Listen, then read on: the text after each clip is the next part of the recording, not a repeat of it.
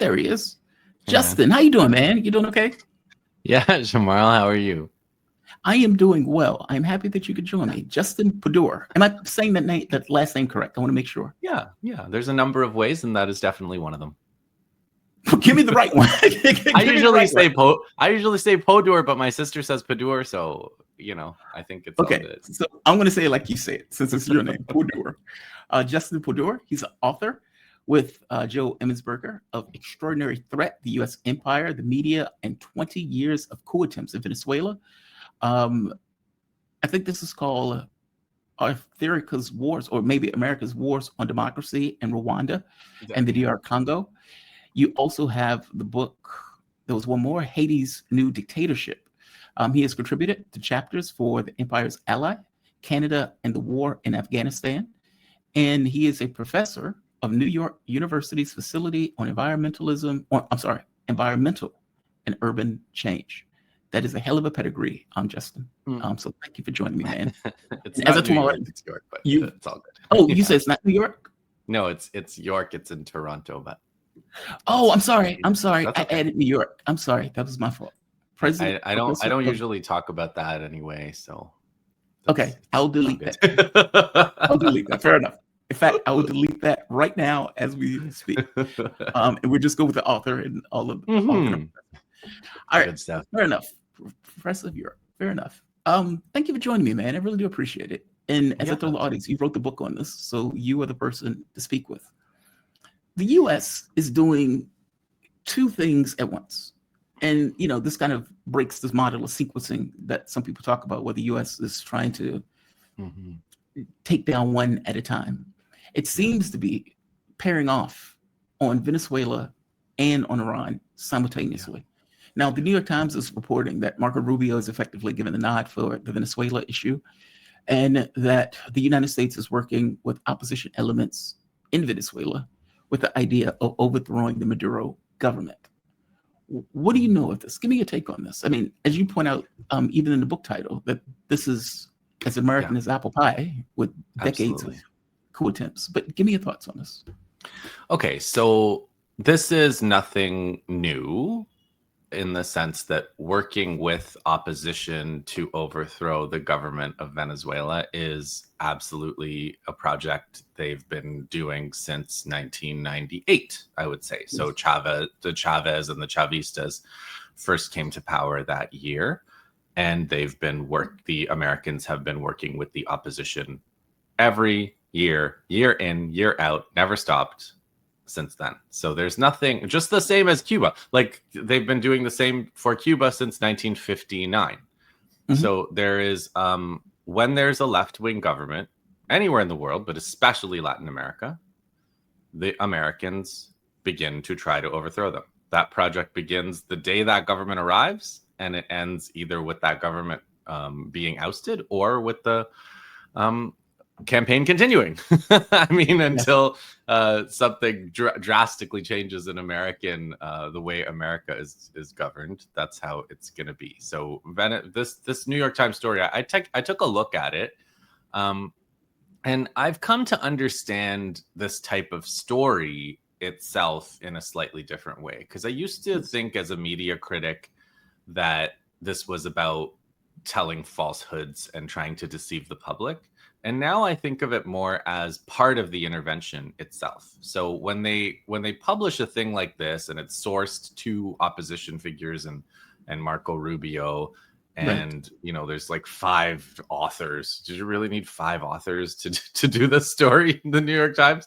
Julian Barnes, Edward Wong, Julie Turkowitz, and Charlie Savage all contributed to this like story with 2 interviews, and quotes from Marco Rubio, basically saying almost essentially no news value, just that the Americans are trying to overthrow Venezuela, as they've been doing since 98. So what's going on with this story, I think, is basically they are like the same way they attack these boats and kill people on these boats. The story itself is also like putting it out there to people who are anti-Maduro, people who are in the opposition in America, people who are in the opposition in Venezuela, that like, hey, we haven't forgot you. We're still trying to overthrow that government. We want you to know. So, a couple weeks ago, they blew up a boat, and this week they published the story. So it's just it's part of their overall, what people call the strategy of tension and other contexts. It's part of keeping that pressure on. It's part of the regime change campaign to publish the story in the first place. Agreed. No, I agree with you. Like, as you point out, do you really need 5 people? There's more people writing that story than there were interviewed for that story. Yeah, right. It's not like, hey, you go here and interview that guy. You go there and interview that guy. It's just like 5 of us are going to interview the advisor to Maria Corina Machado. Yeah, Why does she need an advisor? She's not in the government. She's just living in America. Why does she need an advisor? She has work to do, man. She has work to do. And the New York Times is going to, of course, talk to her about it. Yeah, at the point where you get the government effectively saying, here's a story, then obviously that story is serving the ends of the person who put that story out. But this seems different. I mean, like, I'm unaware of them parking a boat and murdering random Venezuelans. Yeah, no, this is a big, it's definitely a big deal. I want to call your attention to a few other things that have happened over the past 25 years, which I don't think listeners will know about. So back in 2002-3, Colombia was much better locked down for the Americans, and they had Colombian paramilitary infiltration into Venezuela. Often Venezuela used to catch groups of paramilitaries training on ranches of landowners. There was lots of assassination of Chavista, organizers in the countryside. We wrote about that. And so that was a long time ago. You get there was a general strike which was orchestrated against the government back, I think, in 2003, where they tried to bring the oil industry to a halt, and there were heroic efforts by the Venezuelan workers and they basically fired all the managers. So it was one of these, how in a lot of US labor history, when the workers go on strike and they fire all the workers and the managers run the plant. So in Venezuela, they fired all the managers of the oil company and the workers took over. So that was something that happened in 2003. What else happened over the past 5 years? There was this so-called aid stunt where they tried to install, what's that guy's name? He's in the New York Times story, Juan Guaido. So they got together again on the Colombian border, and they tried to do some kind of militarized entry into Venezuela.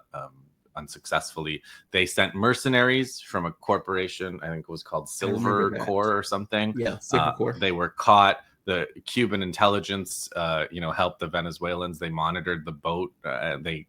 Fishermen arrested them on the shore. There's hilarious pictures. Some of those were returned. So when the Americans, a lot of these people that American immigration authorities have kidnapped and dumped in El Salvador, I believe that the Venezuelans gave some of these American mercenaries back in exchange for some of the kidnapped victims of the American ICE authority. So there's just been so much going on. The difference now with this naval, this return to like 19th century gunboat diplomacy, the kind of thing the Americans did in Guam or I don't know, places, also in the Americas, in the Caribbean, in 19 or 1920, they were doing this kind of naval, and then the Marines would jump out of the boats and overthrow the government. So that's kind of the thing they're returning to. But the difference is, I think, the directness of it, the thing that we've seen with Israel, where they just it's not that they're ignoring international law. It's that they're showing how much they can violate international law and how much of a pleasure it is for them to violate international law. And that's like, that's a part of the thing they're doing, right? Is like, you think we care about the law? We are gonna blow up boats. And I mean, you may have seen, you may have even talked about this on your show today. The minister, not the minister, but the Secretary of Hegstath, when he was making his speech. Secretary of War, sorry, yes. All these Canadian terms came in about Minister of, anyway, the Secretary of War. He said, we don't care about the rules of engagement anymore, right? Yep. So these are so that's I'd say the difference, because prior to this, there was always some kind of use of a proxy. There was always some kind of like deniability, where it was like, well, Colombia and Venezuela have these problems. Like, really? Colombia and Venezuela have problems with each other? Really? And then paramilitaries, like, who knows who knows what these paramilitaries are really after, right? Nobody knows who they are. So you always had that kind of deniability. And now it's just yes, we blew up this fishing boat in the Caribbean. So that, I think, is, you're right. It's a very alarming thing. And, in this world of no restraints on the US or Israel, it's hard to imagine any kind of de-escalation coming from this. Did you see JD Vance's response to that when they pointed out, says, hey, how do you know they were narco terrorists in the way that because it makes no sense, right? You're talking about. I didn't see. What did he say? He said, we know because we know, or something. Probably we feel it in our he actually says, I don't give a shit what you call it. Because they were saying, like, dude, how did you just murder all of these people in the boat? For one, your story doesn't make sense. You're trying to say that people in a speedboat are taking a speedboat from Venezuela all the way to the United States full of people, as opposed to being full of drugs. Not to mention the trip and the time it takes to make that trip. This makes no sense, right? You want us to take the word of a habitual liar that this is what you say it is. And I think they said something like, you realize this breaches international law. And he said, I don't give a shit what you call it. I don't care what you call this. That was their take. That was their point of view. When the god of war, Hegseth, comes out and says, we don't care about international law or norms or these type of things. We're not going to deal with rules of convention and that type of stuff. Effectively, we are perfectly okay committing war crimes. And they're showing it. And I don't even know if they care. Like, I don't think the U.S. cares about international law. But I've never thought. But so I want to let's talk a little bit too about the drug thing, because Joe Emersberger, who's also been on your show, my co-author of that book, Extraordinary Threat, we wrote an article for our Substacks recently, where we were just kind of tracing the beginning of when they started talking about Venezuela as a drug hub, because for the first 22 years of trying to overthrow Venezuela, there was no mention of drugs as an issue. Then all of a sudden, sometime around 2020, it was drugs. So up until then, they didn't do this with Hugo Chavez. This was never the argument for Chavez. No, it was never the argument for Chavez. Never. It was for Chavez. It was always that he's a dictator somehow, even though he had been elected. He passed like congressional elections, and state level elections, municipal elections, and presidential every electoral contest imaginable, Chavez won.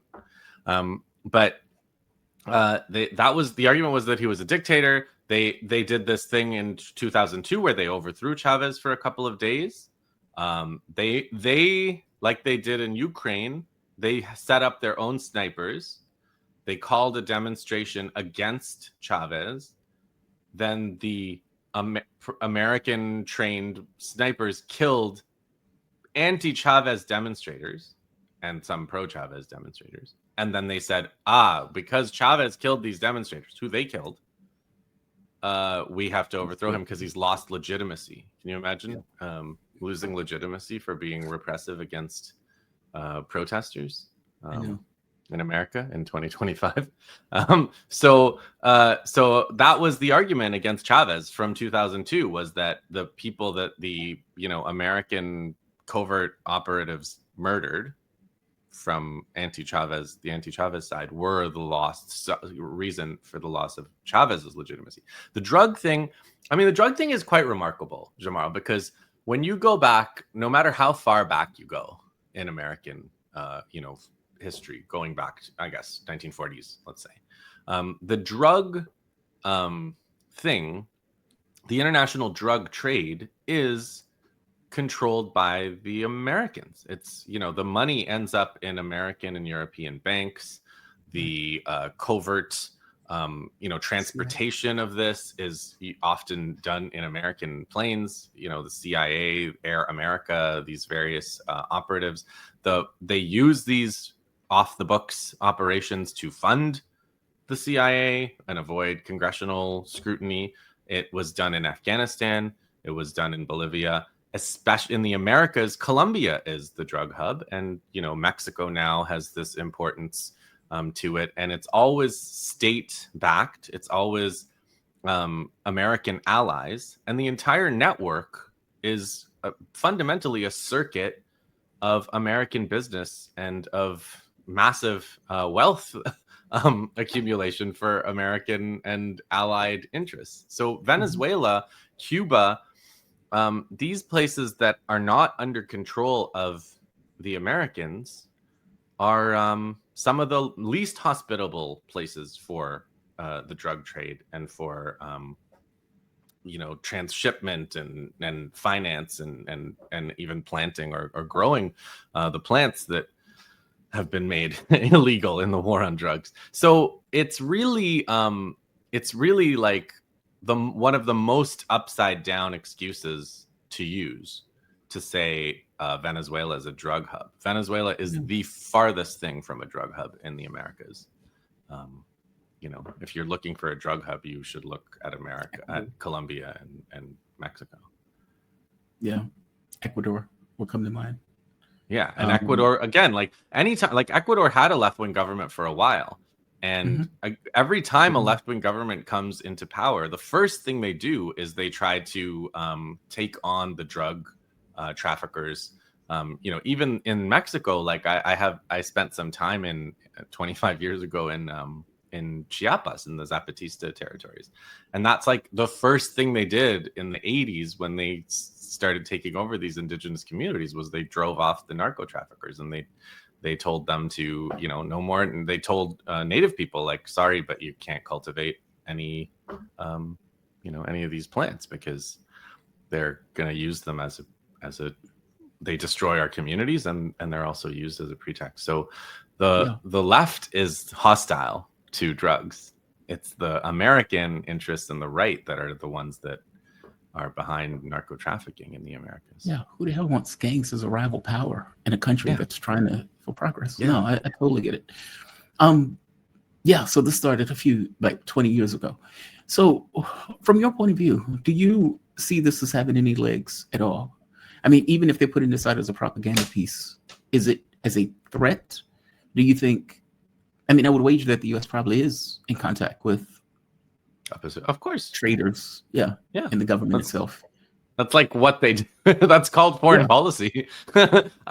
So yeah, I think it, unfortunately. So I mean, the Bolivarian Revolution, was what it's called in Venezuela. Yes, and it's a process, and it's very popular. And they're not, people even thought they were going to lose the last election, and some people argue they did, but I don't think they did. I think they, that shows, like, there's a block of many millions of people that are so committed to the Bolivarian process and to Venezuelan sovereignty that, if they want to bomb Venezuela or invade Venezuela, that's going to be an extremely costly and brutal war for everybody. But that doesn't mean they're not going to do it. Like, look at who we're talking about here. Like, that's what they do. They do costly, counterproductive, losing campaigns that cause massive misery all over the world. So that doesn't rule it out. The fact that it's going to be a very, impossible to win for the Americans does not rule it out whatsoever. On the other hand, they like I'd say, like, if you watch the way the Israelis and the Americans have behaved, they like having it handed to them a lot more than they like fighting for it. Yes. So if they can kind of hang around, if they can keep this tension going, if they can bomb a boat once in a while, if they can arrest a Venezuelan official, which they've done, and jail them, if they can write these kinds of articles where they say, look, we're looking to overthrow Venezuela, they'll put Netflix documentaries, they'll insert Venezuela in Hollywood culture all over the place. I was watching Wednesday, Jamal. I was watching Wednesday. It's about like the Addams Family girl, the Wednesday Addams. And in the finale of season 2, the main bad guy, who's like, spoiler alert, the principal of her school, he's making his getaway and he says something like, looking forward to flying to Venezuela. And I was just like, wow, like every little thing they do, right? It's always they don't miss any chance. Same with like Jack Reacher. I was watching Jack Reacher, and the bad guys were like Venezuelan mercenaries or something that were gonna commit terrorism in America. So if you're watching the news, to Russians. What's that? They used to do the same thing to the Russians. It's like there's vodka drinking Russian that's the bad guy. In every movie. Exactly. And their faces never like change. They're like these like very stoic Russians, played by Germans usually, like Arnold Schwarzenegger's playing a Russian guy. Probably ex-Nazis. But so they if they can keep, my point is, if they can keep the tension going, then they can be there and be ready if some stroke of luck comes their way. So if Maduro dies, or like if if somebody assassinates him, or if he, or if some election is lost, or they'll look for they can wait, right? They can be patient. And the process, the Bolivarians have to win every election, and because if they lose one, then the puppets come and they change all the rules. They'll get rid of the constitution. Like that's what happened in 2002. I mean, if you're again, like, these are things that everybody watched when I was young, but like if people have not seen this 2002 or 3 documentary, The Revolution Will Not Be Televised. I don't know if you've seen it, but it was like, I know of it, but I haven't seen it. Yeah, you gotta watch it, man. It's like they were there. The filmmakers are Irish filmmakers. They're in Venezuela to just make a kind of documentary about Chavez, and they happen to be there when Chavez is overthrown, in those 48 hours when Chavez is overthrown, and so they're in the palace, like, and they think so. It's this incredible thing where you have these. I mean, I guess it's not so incredible anymore because everybody has phones now, so you could probably make that documentary just with phone footage. But at that time, it was like crazy to see people were crying and going into hiding. They were like, well, we gave it a good run, like, and they went into hiding. And then the filmmakers were there when all those people came back, and they were like, yay, you're back. You're back from hiding. Welcome back 2 days later. So it's an amazing thing to watch if you guys, if people can watch it. Correct me if I'm wrong. Chavez said that they had a gun to his head, that he thought that they were going to pull a bullet in him, and the public came out in such like they were such So what happened was, I mean, if you watch the documentary, it's basically like they said, we're going to bomb the palace, if Chavez doesn't come. And so Chavez came out, and they flew him to a military base. And he was just like, he came out and he was like, this isn't over. He was just like very, very quiet, very humble, but he was just like, this isn't over, guys. This isn't over. Everybody, stay calm. And then he goes to the base, and then, there's these protests. The military realizes that he didn't resign. So there's this thing where they were like, Chavez didn't resign. And so there were these huge protests, and the military, once they figured out that Chavez hadn't in fact resigned, the lower ranks were with the Bolivarians. So the coup, but the reason I started telling the story was there's footage from that swearing in ceremony of the post-coup government, and the post-coup president, he's like, I cancel the constitution, I cancel this, and I fire everybody, and everybody's fired, and all, and it was just like, it's not just what they're gonna do, it's what they did when they had the chance in their 48 hours in power. The first thing they did was cancel the constitution. So you can imagine the amount of heroic effort that the Venezuelans are willing to do, and the amount of suffering they're willing to endure for sovereignty and for dignity and for the chance to determine their own future. And that's not going anywhere either. So it's just that the Americans are always there. Like, I think about history where, there's this book. I don't love the book, but it makes a good point. It's called The Anarchy, and it's about like the British East India Company. Mm-hmm. And the British East India Company showed up in India in like 1599. And they didn't sort of take over an Indian province until 1757. They spent 200 years. Yeah, like 100 waiting. They're hanging out there for 158 years waiting for India to fall apart. And India fell apart, like kind of on its own.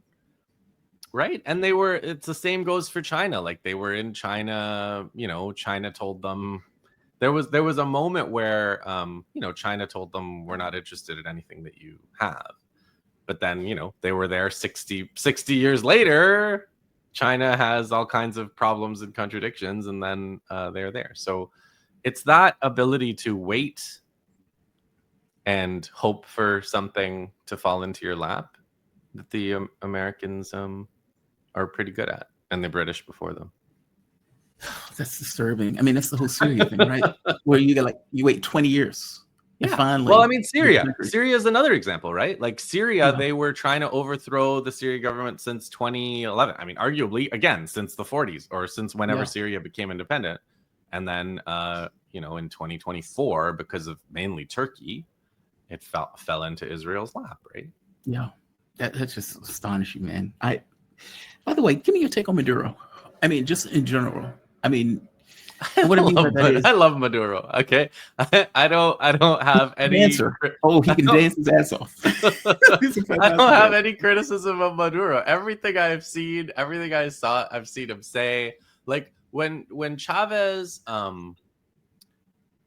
Chavez was like a really important person in my life. Like, Chavez and like Nasrallah, for me, like those were two of the people that I followed, would hang on every word, and I was in Venezuela a couple of times. I was in audiences where Chavez was speaking. He speaks for a long time. Chavez, you'd be in the audience and he'd be, 3.5 hours later, you'd be like, oh, he's still going and you're still listening. Are you serious? Of course. Okay. Absolutely. And and Maduro, like, I've never been to Venezuela since Maduro was president, but whenever I see him, he's just, he seems very humble, like he's not Chavez. He doesn't have Chavez's like charisma. Or I don't think he has Chavez's like I don't think he has Chavez's intellectual like Chavez was very special in both intellectually and in terms of oratory. But Maduro is just like, I really feel like Maduro has that endurance, Maduro is just like, we're gonna survive and we're gonna last. And like I think that's super important. Like, in terms of, everybody right now is like really enamored with Gustavo Petro from Colombia, and he says a lot of great things.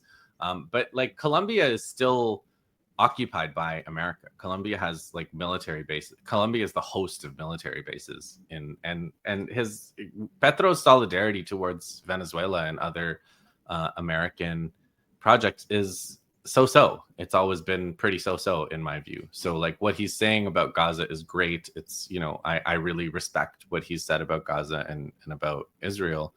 Mm-hmm. But I don't think I don't put him on Maduro's level in terms of protecting his country's sovereignty, in terms of like the, how directly he speaks and how much clarity he has about imperialism and mm-hmm. sovereignty. Especially with the military bases being in his country. Yeah, with the military. And I mean, like, like Petro, you got to understand, Colombia is so deeply controlled by the Americans, right? Like, there are paramilitaries in the government, like the Secret Service. Like, Petro, I'm shocked that Petro has survived. I'm shocked that he wasn't overthrown or worse. So it's amazing. It's amazing what he's been able to say. Let's put it that way, on the international stage. But it's I don't think it's the same thing. I guess if you had the forecast, I'm Yeah, sorry, tell me. I didn't mean Yeah, to go ahead. interrupt. If you had the forecast, what do you think turns out to be? Basically, the Americans linger and just wait for a mistake, wait for a failed election, wait for something to spark into the country itself. Yeah. But do you think they get to the point of having airstrike? Because there's some people Yeah. who made the argument that said Venezuela is a red herring, that ultimately the U.S. is going after Iran. They're not trying to do both. They're doing this. They're trying to do it all. Yeah, but the argument was, and I'm not sure how much I believe this argument, because I think I agree more with you that they're trying to do it all. But the argument was, well, they're using this as a red herring in order to distract away from the actual target. I don't know if Donald Trump is that deep. Maybe the people around him have these thoughts. But as you point out, this has been a project for the United States for like 20-something years. Exactly. The reason I don't agree with that is that, like, I believe, and I think we said this in the book, I don't believe that from America's perspective, there's any backwater, there's any distraction, there's any unimportant part of the world. To those imperialists, they believe the entire world belongs to them. If you go back to British imperialists, that's how they talked. They said, an Englishman can set foot anywhere in the world and have it be, his, like, and he belongs there. So that's how they understand the world. They don't understand the world as like, oh, we have to focus on Iran right now because Iran is a threat. They have contempt for everybody, and they think everybody needs to bow down. And if anybody's not bowing down, they're going to work that out. Make sure they do. Yeah. Justin, this has been an illuminating conversation. It really has. Thank you for this, man. Justin Podur. I'm going to say it like you say it, and like your sister says it. Tell your sister to get on board. Justin Podur. He is author. He has several books, including with Joe Emmonsberger, of Extraordinary Threats, the U.S. Empire, the Media, and 20 Years of Coups in Venezuela. There's also the book right here, America's Wars on Democracy in Rwanda, DR Congo, and Haiti's New Dictatorship.